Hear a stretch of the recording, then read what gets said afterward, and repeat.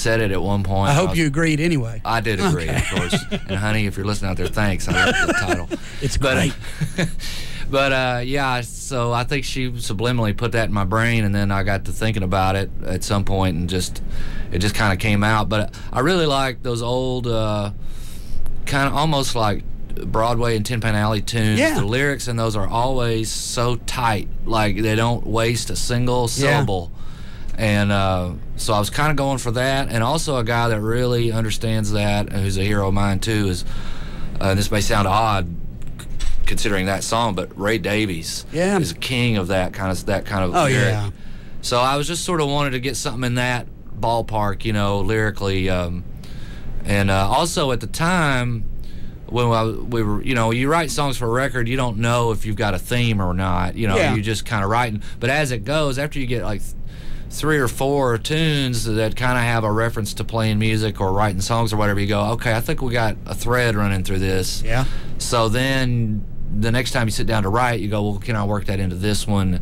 So there is a little bit of that theme through the record. So it was kind of a conscious thing after a while that I've kind of wanted to go for. And that was my life, at the time. Like, I've been making a living playing music for the last 2 years, which I've never really done before. Right. Full time. And touring a lot, and I've never really done it to that extent. I mean, I'm playing more now than I ever have.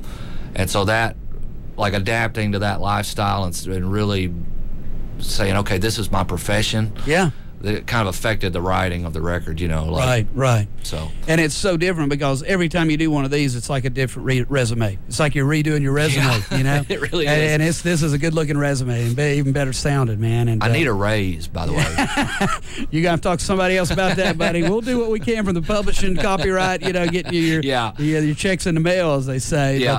And for both of the people out there who don't know who Ray Davies is, he's the singer of the Kinks, primary songwriter, the one that practices fisticuffs with his brother on stage and off. And they were Oasis way before Oasis even thought they could be cool, fighting each other, brother on brother. So I get that Ray Davies thing. You're exactly right, man. What a great song, and still is, man. Just absolutely great. So, doing a great job with it, brother. But while you're in tune, can you give us another one? Let's give it a shot. What you going to do? We'll do that one. We'll try Songs for Sale. Very cool. This is John Paul Keith live on The Rock.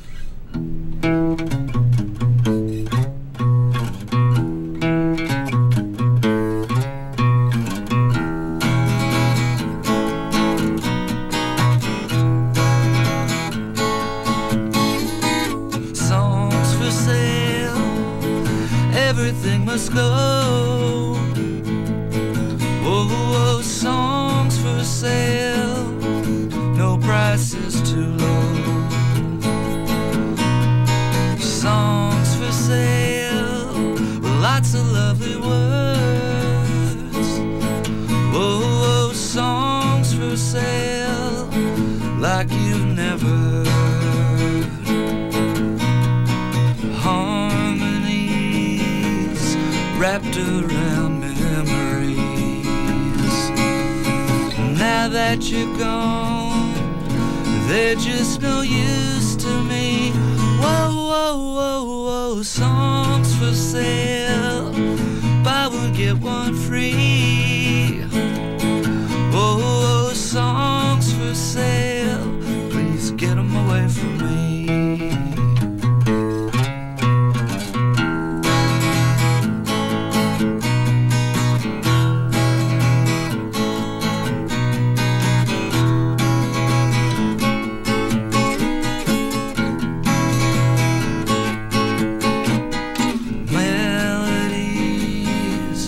Tied up with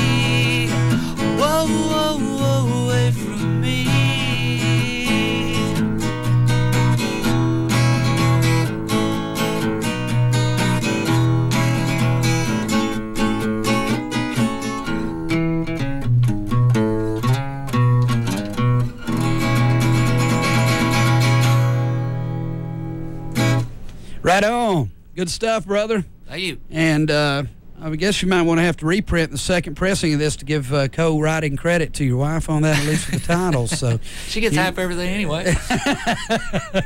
That sounds like a song title. Hey, buddy, half of nothing's still nothing. Yeah, I don't know where you went to math class. That's like Carter math there kicking in, buddy. Good job. Again, John Paul Keith live on 90.3 The Rock and on UTTV The Rock. Unplugged. Well, obviously, the whole... you've been doing a great job with the whole social network thing, the intranets, as they say, putting up videos and songs. And, folks, that's how I've known about you, really, putting a lot more effort, a lot more time into touring. I mean, you've been staying busy, and that's a wonderful thing. Tell us a little bit about that video you shot. Was it on a bus, subway? You had an audience of one, I guess, kind of. Tell us a little bit about that, man. That was really cool. It was a Memphis City bus. Okay, yeah. Yeah, they're the paper in Memphis, Commercial Appeal, is getting more into the video and online aspect. Everybody is. They better. Yeah.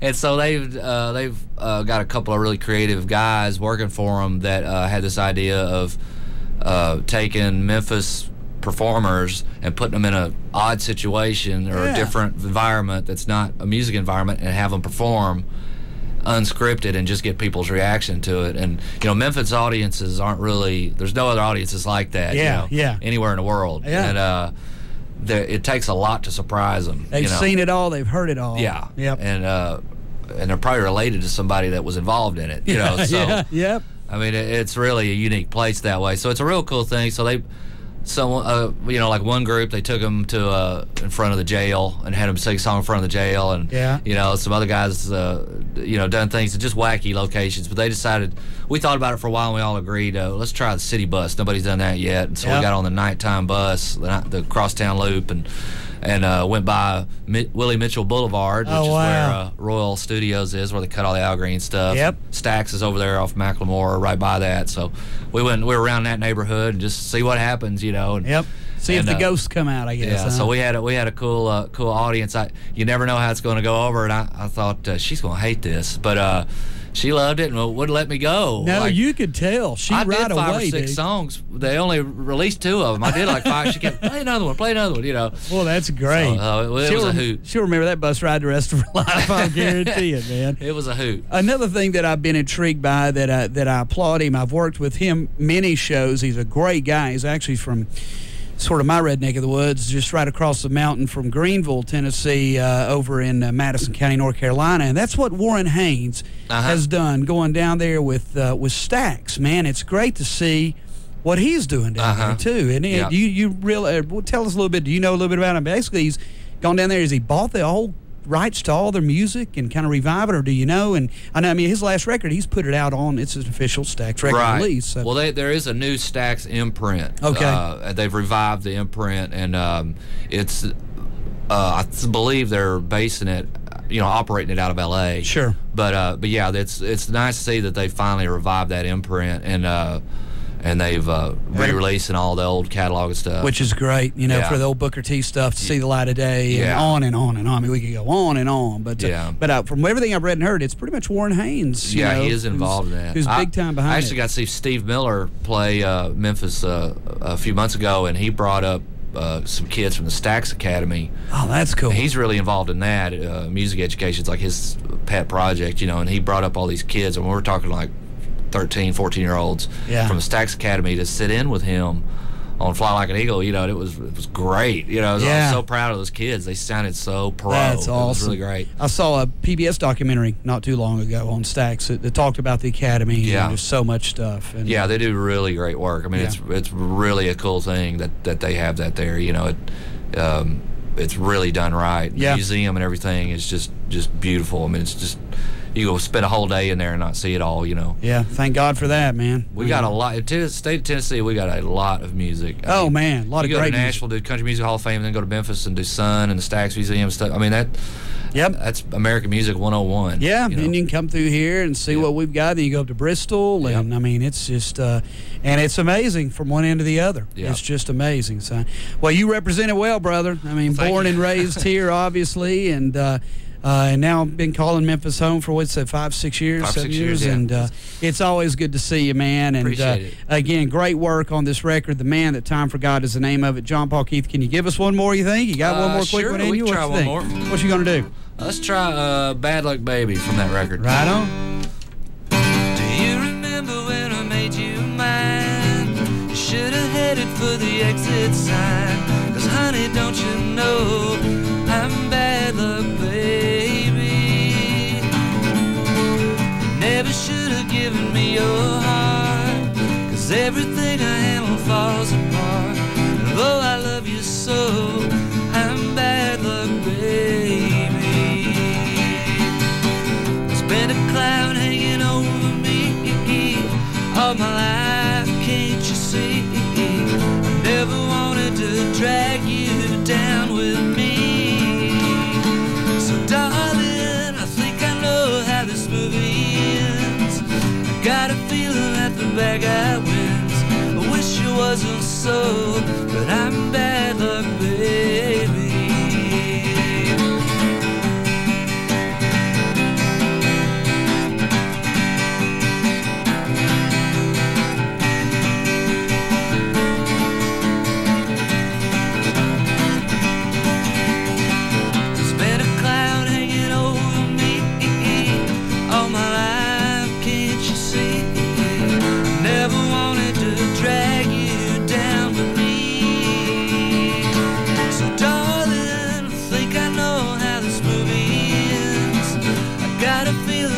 Bad guy wins.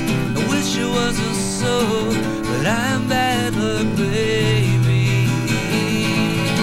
You know I love you so, but I'm bad luck, baby. Honey, don't you know that I'm bad luck, baby? Woohoo! Good stuff there. John Paul Keith live in studio on 90.3 The Rock. The great new record is called The Man That Time Forgot. That tune there, Bad Luck Baby. Tell them where they can go online and pick this up, or maybe in town at Disc Exchange, I'm sure, too. But online, where can folks go buy this great new record? You can get it at iTunes, Amazon, Rhapsody, eMusic. All the big download sites have it. You can order the physical copy from Amazon. Cool. And on vinyl or CD. And if you want more info, you can go to johnpaulkeith.net. We got sound clips and stuff you can check out. So keep up with him on the road and here, there, and everywhere. Well, brother, like I said, it's always great to see and hear you when you come home. It's great to be back. This will always be home for you, obviously. Absolutely. And, we're a little jealous of Memphis claiming you now, but as long as you're still in state, we'll be all right with it. So have a great show tonight, brother. Always great to see you. Thank you, buddy. John Paul Keith, live in studio on 90.3 The Rock and UTTV The Rock Unplugged. Stick around. Plenty more music on the way as the weekend is officially here, folks.